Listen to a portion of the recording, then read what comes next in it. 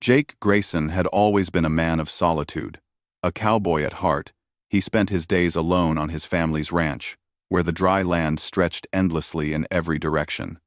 The sky above was always a brilliant blue, and the sun seemed to never take a break, blazing down on the fields below.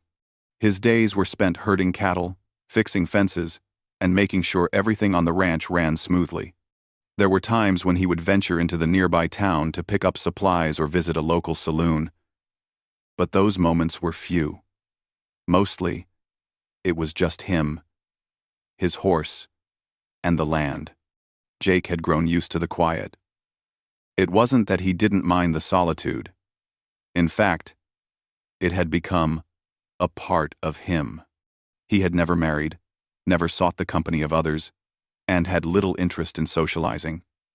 His father, who had passed away several years earlier, had been a man who lived by the same quiet code. Jake had inherited the ranch from him, and now it was his responsibility to continue the work his father had started.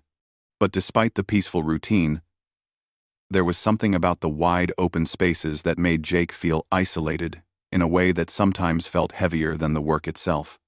There was a loneliness that settled deep in his bones, a sense that something was missing, even if he couldn't quite name it. The vastness of the land, the silence, the lack of connection. It was almost as if Jake was waiting for something to change. One afternoon, as the sun began to dip low in the sky, casting long shadows across the fields, Jake took a walk along the edge of the ranch. He often did this, taking a break from his chores to enjoy the quiet of the late afternoon. The world felt different at this time of day. Peaceful, almost magical. His boots kicked up small clouds of dust as he walked, the rhythmic sound of his steps the only noise breaking the silence. But today, something was different.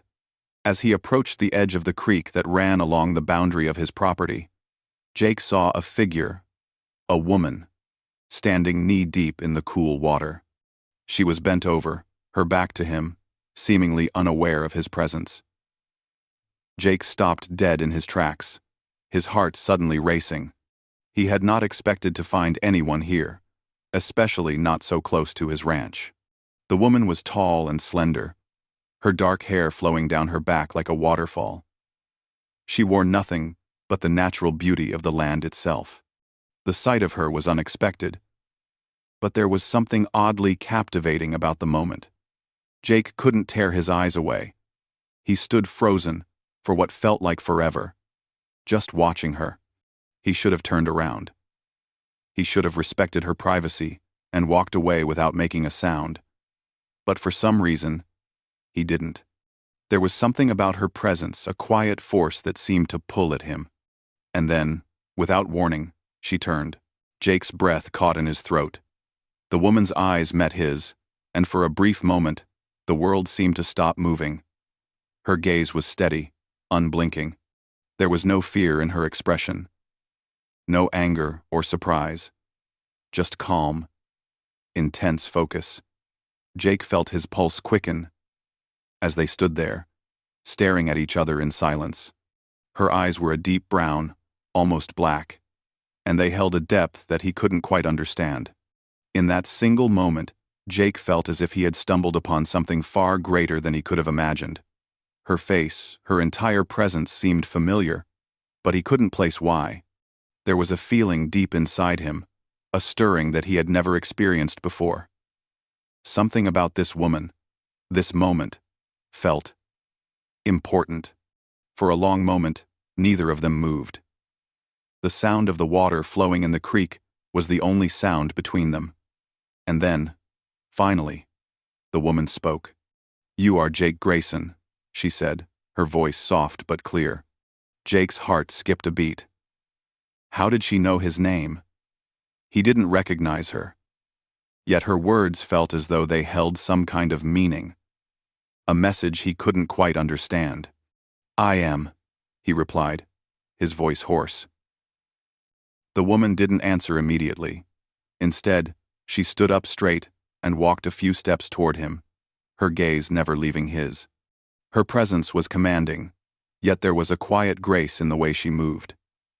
Jake noticed that her skin was dark, tanned from the sun, and her features were sharp and striking. She looked like someone who had spent her life out here, on this land, in the wild places where most people never dared to go.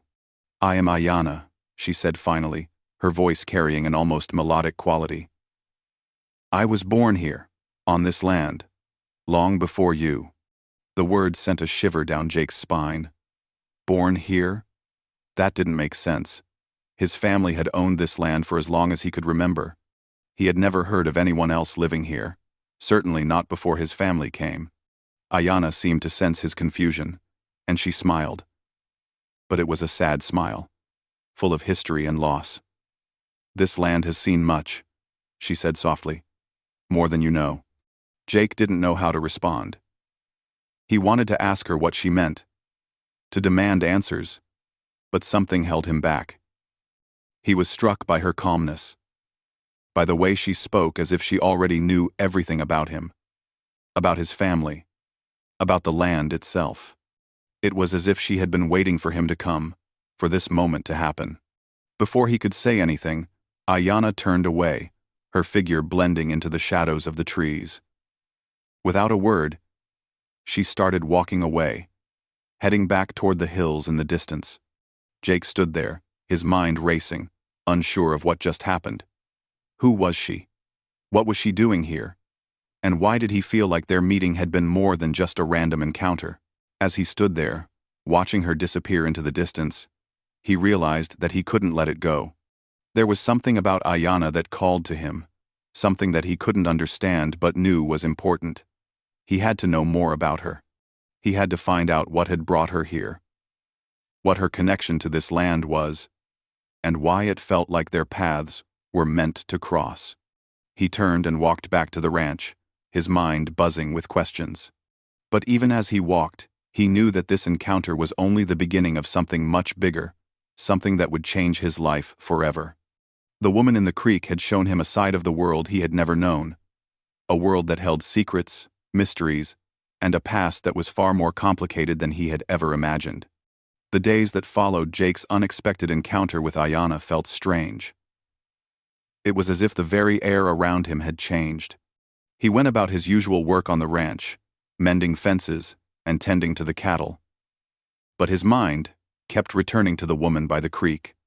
Her eyes, her presence, her name, Ayanna. They haunted him like a memory he couldn't shake. But it wasn't just curiosity. It was something deeper. Something Jake couldn't name but knew he had to understand. Jake tried to tell himself that it was nothing, that it was just a random meeting, a fluke. But the more he thought about it, the more it seemed impossible to ignore. How did she know who he was? How did she know his name? And what did she mean when she said she was born on this land long before his family had come here? His family had lived on this ranch for generations. And yet, there was something about her words that suggested a truth he couldn't quite grasp. Every evening after work, Jake found himself staring out at the land, his thoughts consumed by Ayanna. His mind wandered, imagining what her life had been like, how she had ended up here, and why she seemed so familiar. He knew there had to be more to her story. But it wasn't until a week later, when he found himself riding toward the distant hills, that he got the answers he needed. It was late afternoon when Jake decided to take a ride. The sky was painted in soft shades of orange and purple as the sun dipped lower, casting long shadows across the dusty ground. He mounted his horse and rode out, unsure of what he was searching for but knowing he had to do something to quiet the questions swirling in his mind. As he neared the base of the hills, he saw a campfire flickering in the distance. He had been out here many times before, but this was the first time he had seen a fire burning this close to his ranch. The sight caught his attention, and his curiosity pulled him toward it. The closer he got, the more he realized who was sitting around the fire: Ayanna. Surrounded by a group of Apache warriors. They sat in a circle, their figures outlined against the fading light. Jake hesitated, unsure if he should approach. He didn't want to intrude, but something in his gut told him this was a moment he couldn't miss. He dismounted and walked quietly toward the camp. As he neared, Ayanna looked up, and their eyes met once again. This time, there was no surprise in her gaze. She nodded at him, her face calm, as though she had been expecting him. Jake stood there for a moment, unsure of what to say. The Apache warriors stared at him, their eyes sharp and full of caution. "Come, sit," she said, gesturing to an empty spot by the fire. "There is much we must talk about." Jake hesitated, but then sat down next to her, feeling the warmth of the fire on his skin. The warriors around him remained silent, their faces unreadable. The air was thick with tension, but Ayanna's presence seemed to ease the unease. After a few moments, she began to speak. "This land has a long history," she said softly, her eyes fixed on the flames. "Before your family came here, it was my people's land. My ancestors lived here, tended to the land, and fought to protect it."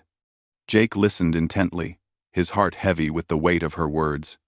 He had always known that the land was important to the Native American tribes that had once roamed it, but hearing Ayanna speak of it so personally made him realize how much he had taken it all for granted. To him, the land had always been a place to work, to build a life. But to Ayanna, and to her people, it was more than that. It was home, a sacred place. "I was just a child when my family was forced to leave," Ayanna continued. "The settlers came, and with them came the soldiers. They took our land, burned our villages, and killed many of our people. My father fought for us, but he was killed in one of the battles. My mother died soon after, and I was left alone." Jake felt a deep sorrow rise in his chest as he listened to her story.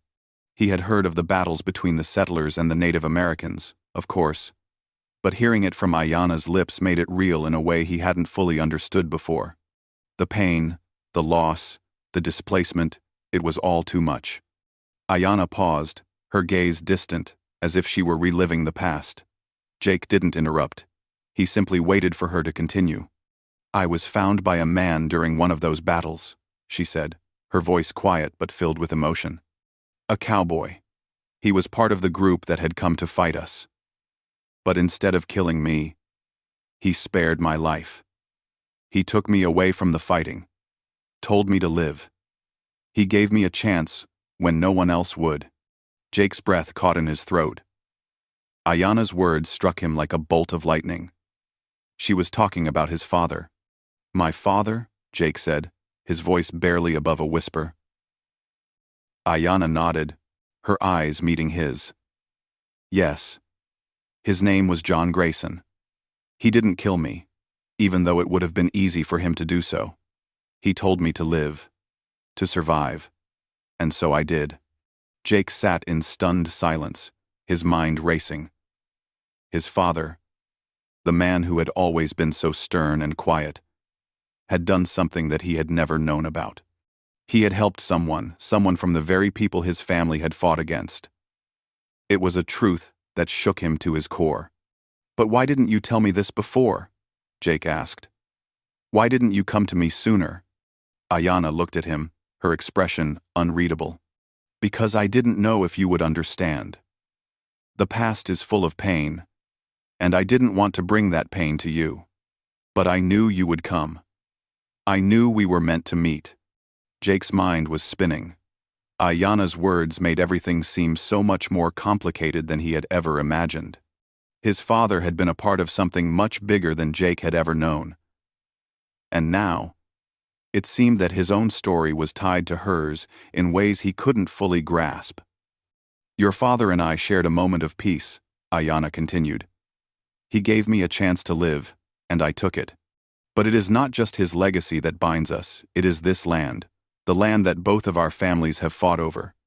It is our history, one of loss and survival, of pain and hope." Jake looked out at the fire, his mind churning with everything Ayanna had said. He had always thought of his family's ranch as his legacy, something built by hard work and determination. But now, he saw that the land held a much deeper story. one of loss, survival, and the complicated relationship between his family and the Native Americans who had once lived there. As the fire crackled, Jake felt the weight of history pressing down on him. His father had made a choice all those years ago to show mercy. And now, Jake was faced with a choice of his own. Would he continue down the path his father had set before him? Or would he make a new one? One that acknowledged the shared history of the land and the people who had lived on it. Ayana's voice broke through his thoughts, soft but firm. The past cannot be undone, Jake. But we can choose what we do with it. We can either let it divide us, or we can let it bring us together. Jake looked at her, his heart heavy with the realization that their meeting wasn't just chance, it was fate. And he had a decision to make. One that would affect not only his future, but the future of the land he called home. As the night stretched on, Jake knew that his life had changed forever. And whatever path he chose, it would be one that would honor the past and create a new future, one built on understanding and reconciliation.